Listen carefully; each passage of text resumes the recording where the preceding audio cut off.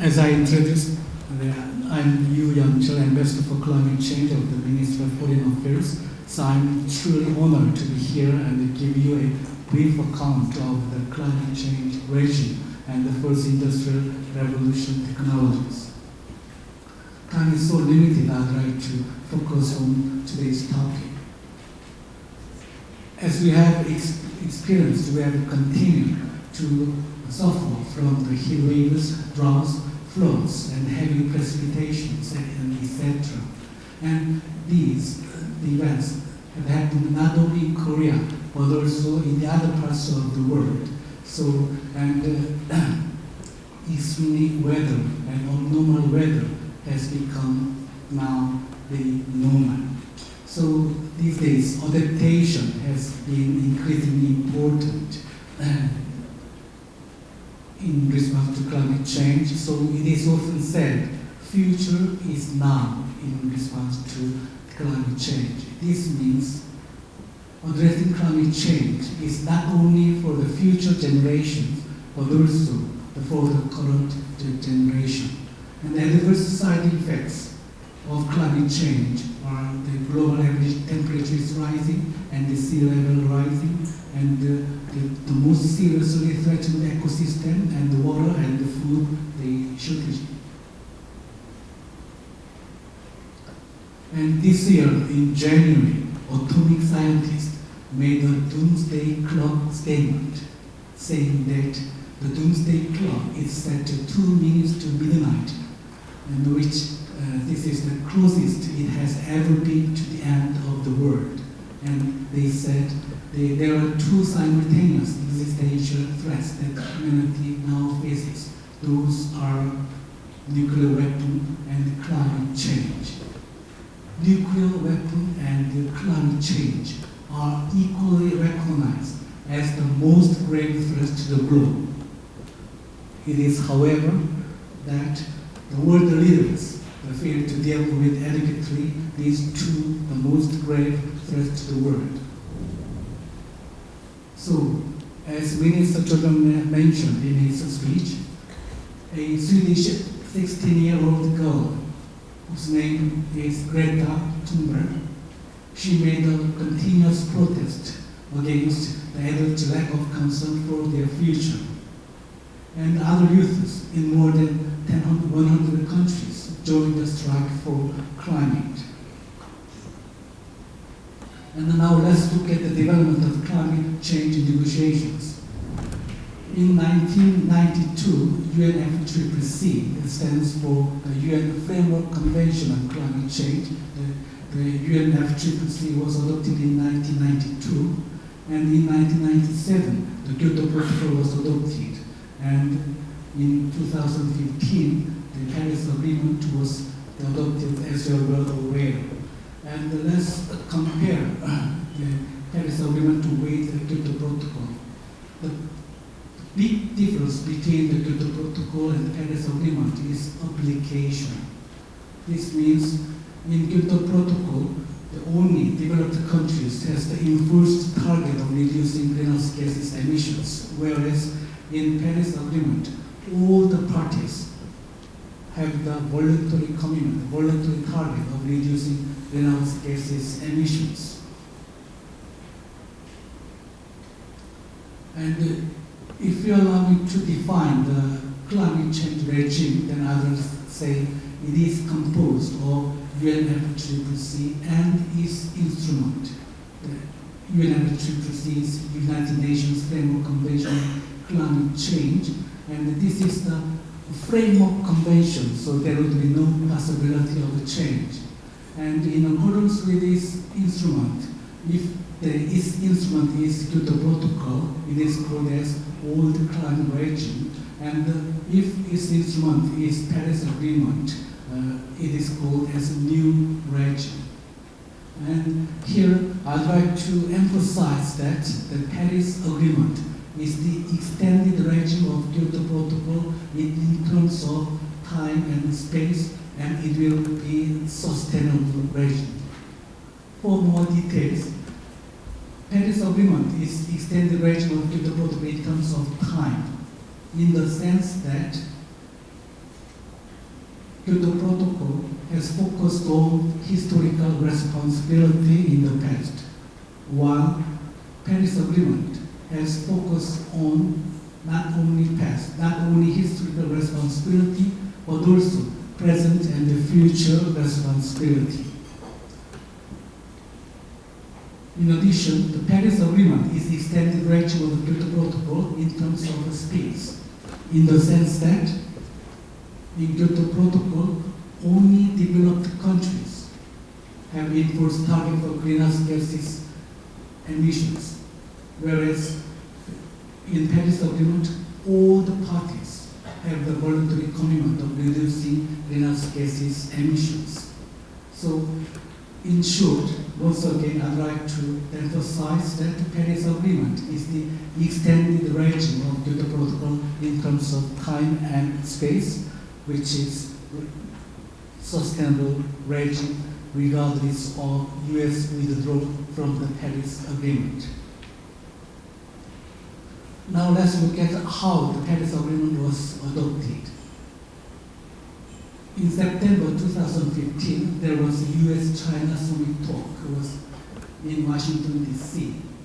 And President Obama and President Xi Jinping had a bilateral summit meeting, and they had discussed the architect of the Paris Agreement. And for more than 3 decades, climate change, if you allow me to characterize the climate change, the negotiations in a word, then I would like to say that they are action for action and money for action.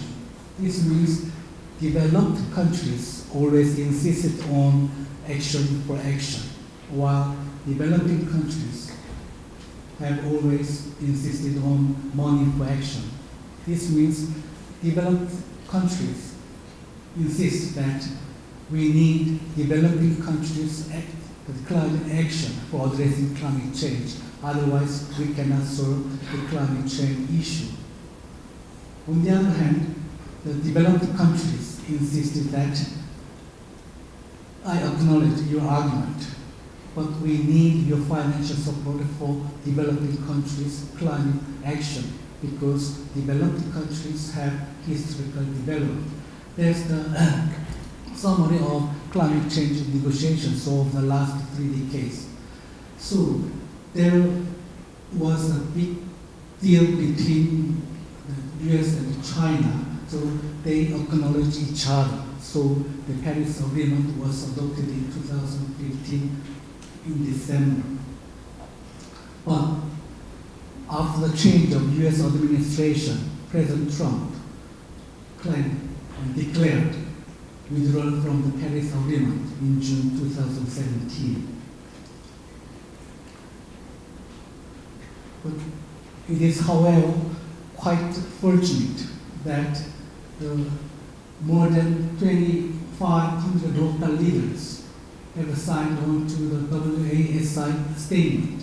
WASI stands for the We Are Still In. And the next word is what? We are still in the Paris Agreement. So the more than 1,700 businesses joined the We Are Still In statement.